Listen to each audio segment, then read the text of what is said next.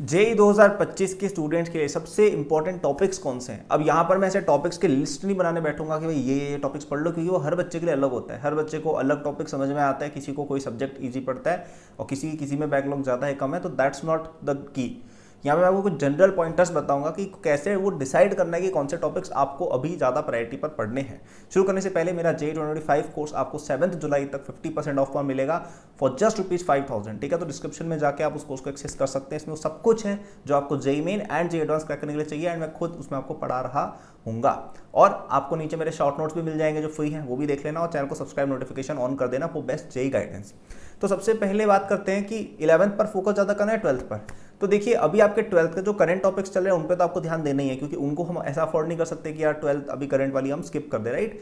लेकिन जो सबसे ज़्यादा उसके बाद इंफोसिस देना चाहिए मेरे अकॉर्डिंग, वो है आपकी 11th क्लास सबसे पहले। उसका कारण ये है कि 11th क्लास, अभी देखो जो बच्चे ऐसे हैं जिनका जेई, जो ये वीडियो देख रहे हैं, हो सकता है आपकी प्रिपरेशन शायद एक मीडियम लेवल पर हो, बहुत एडवांस लेवल पर होती तो शायद आप जेई मेन की प्रिपरेशन के बारे में अभी शायद नहीं सोच रहे होंगे उतना। तो मैं एज्यूम कर रहा हूँ कि ऐसा तो है नहीं कि आपको पूरी 11th एकदम से पूरी क्लियर ही है, सारे के सारे क्वेश्चन आप बना ही लेते हो जेई एडवांस के, नहीं, राइट। तो अगर आपकी 11th एक मिडल स्टेट में या बिल्कुल ही जीरो स्टेट पर है, तो आपको 11th पर अभी बिल्डअप करना चाहिए। क्यों? क्योंकि 11th स्ट्रांग होगी तो आपको 12th के टॉपिक जो आगे आप पढ़ेंगे वो ज़्यादा इजीली समझ में आएंगे और एक ज़्यादा बेटर तरीके से प्रिपरेशन होगी। ऐसा कुछ भी मत सोचो कि अरे यार 11th तो जा चुकी है, बाद में देख लेंगे, 12th चल रही है, हम 11th का क्यों पढ़ रहे हैं। नहीं, अभी मेरे हिसाब से आपके 12th के करंट चैप्टर्स के बाद आपको ध्यान देना चाहिए कि 11th के जो भी बेसिक चैप्टर्स हैं, अलजेब्रा अपनी बेसिक हो गई, जैसे सीक्वेंस सीरीज, क्वाड्रेटिक हो गया, ट्रिग्नोमेट्री के बेसिक्स हो गए, बाइनोमियल थ्योरम वगैरह हो गया मैथ्स में, जीओसी हो गई केमिस्ट्री में, मोल कॉन्सेप्ट, एटॉमिक हो गया, पीरियड के टेबल वगैरह हो गया, केमिकल बॉन्डिंग हो गई।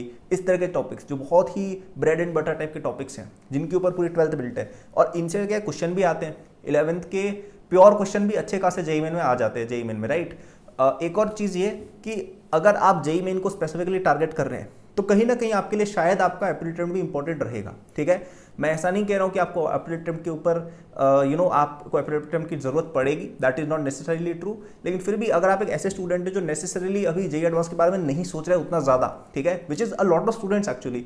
ऐसा नहीं होता है कि सब लोग जेई एडवांस ही करते रहते, राइट। कई स्टूडेंट्स जिनकी प्रिपरेशन इतनी अच्छी नहीं है एट दिस स्टेज, आप बार बार डिस्कवर करेंगे कि आपको जेई एडवांस से ज़्यादा जेई मेन की रिक्वायरमेंट पड़ रही है। ठीक है, मैं आपकी इंसल्ट नहीं कर रहा हूँ, इसको दिल पर मत लीजिए कि आपने कह दिया कि हम तो IIT नहीं बन सकते, मैं ऐसा बिल्कुल भी नहीं कह रहा हूँ। लेकिन मैं बस एक सिंपल सी बात कह रहा हूँ कि लेट से हमारी प्रिपरेशन हमने बेस्ट की और जेई मेन जनवरी में अपने 150 मार्क्स ही है, ठीक है, या 180 मार्क्स ही है, तो हम एप्टीट्यूड में डेफिनेटली इंप्रूवमेंट की ट्राई करेंगे और उसके बाद जो 1.5 महीने का पीरियड होगा उसमें एडवांस की प्रिपरेशन करेंगे। बिल्कुल सही बात है ये।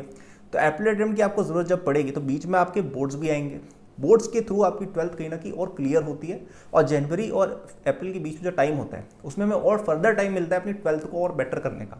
प्लस आपकी 12th आधी तो भी खत्म ही नहीं हुई है, तो 12th कंसिडरिंग की आधी आपकी अब होगी तो वो आप पूरी तरह से क्लियर रखेंगे। 11th अगर आप पूरी अपनी कंप्लीट कर लेते हैं बिफोर जनवरी अटेम्प्ट, तो आपके पास केवल एक छोटा सा पोर्शन जो 12th का बिगिनिंग है वही एक बैकलॉग रहेगी जिस पर आपको ध्यान देना, और उसके लिए कहीं ना कहीं 1-1.5 महीना भी इनफ रहेगा।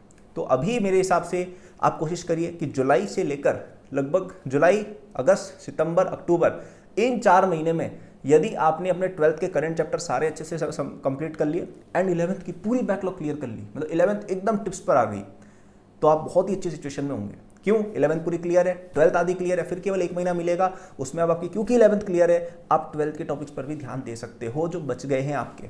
ठीक है, और बहुत ही अच्छे से जेई में निकल जाएगा, एंड किस्मत अच्छी रही तो हमें एप्टीट्यूड की जरूरत ही नहीं पड़ेगी, डायरेक्ट एडवांस पर कूद जाएंगे। वर्सेस अगर आप 11th को इग्नोर करते होगी, सोचते हो 12th पहले कर लेते हैं, तो 2-3 महीने आपको 12th पहले की क्लियर करने में लग जाएगी। ठीक है, फिर आपके पास टाइम कम बचेगा, और फिर आपके धीरे धीरे स्कूल वाले भी प्री बोर्ड से पता नहीं क्या क्या चीज़ें सिर पर देंगे, तो तब 11th का टाइम उतना नहीं मिल पाता। 11th अभी कर लो, अभी स्ट्रेस फ्री हो जाएगा, बाद में प्रेशर बनता है, नहीं हो पाएगा। ठीक है, अब टॉपिक्स एग्जैक्टली कौन से करने हैं ये भी डिस्कस कर लेते हैं। तो सबसे पहले मुझे लगता है कि अगर आप कोई ऐसा टॉपिक कवर करना चाहते हो जो डिफिकल्ट है, जो आपसे नहीं होता है, जिसमें बहुत ही ज़्यादा आपको बैकलॉग वगैरह है, तो वो अभी कर लो, क्योंकि अभी टाइम है, अभी भी आपके पास बहुत सारा टाइम है। लेकिन आप सोचिए जब आपके जेई मेन में 1 महीना बचा होगा तब आप ये सब हरकतें नहीं कर पाओगे कि चलो रोटेशन नहीं पढ़ा, पढ़ लेते हैं, नहीं कर पाओगे। तब जो पढ़ा हुआ है वही अपना रिवाइज होगा। तो जो ऐसे टॉपिक्स हैं जो डिफिकल्ट लगते हैं, नहीं समझ आते हैं, कोई सब्जेक्ट पर्टिकुलरली वीक है, उस पर अगले 2 महीने के अंदर अच्छे से वर्क करके खत्म कर लो उन सबको।